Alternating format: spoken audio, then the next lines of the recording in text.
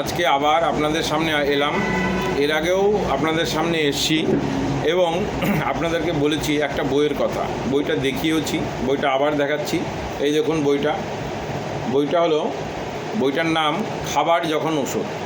Doctor Samir Kumar ধারা লিখেছেন। উনি ল্যামিনা রিসার্চ সেন্টারে গবেষণা করে। তো এই যে খাবার যখন ওষুধ, তো বিষয়টা নিয়ে আরও আমি বিস্তারিতভাবে অনেক নিজের চিন্তা ভাবনা করে আমি যেটা রিয়েলাইজ করেছি এবং আরও পড়াশোনা করে যেটা পেয়েছি, সেটা হলো যে food is our medicine. Not only that, food is our first medicine, food is our last medicine. দেখুন, আপনি যদি ভালো করে ভাবেন যে যখনই আমাদের কোনো শরীর খারাপ হয় বা অসুস্থ হই আমরা, তখন আমরা গাছ পাতা পোতা এগুলো কিন্তু খাই আমরা।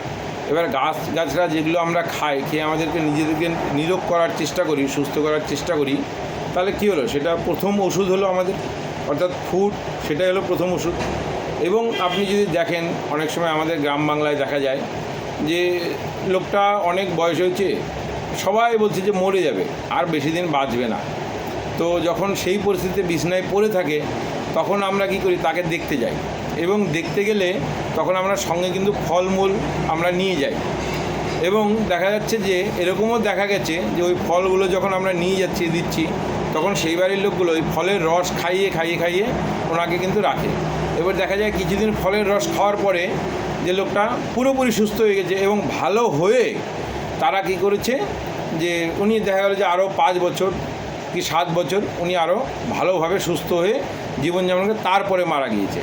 তাহলে ভাবুন তো, ফুড তাহলে লাস্ট মেডিসিন হলো না?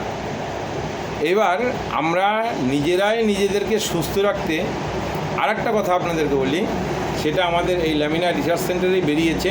সেটা হলো যে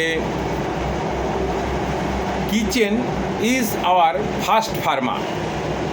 রান্নাঘরই হলো আমাদের প্রথম ওষুধের দোকান।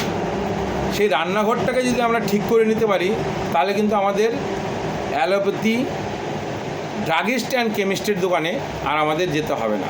আপনারা ভাববেন, নিজেরা গবেষণা করবেন। আমি বললাম বলে মেনে নিতে হবে এমন কোনো কথা নেই। আপনারা নিজেরা গবেষণা করুন, নিজেরা চিন্তা ভাবনা করুন, নিজের চিন্তা অ্যাপ্লাই করুন। আমি যে কথাগুলো বললাম, কথাগুলো আপনার কতটা যুক্তিযুক্ত নিজে ভাববেন। Thank you.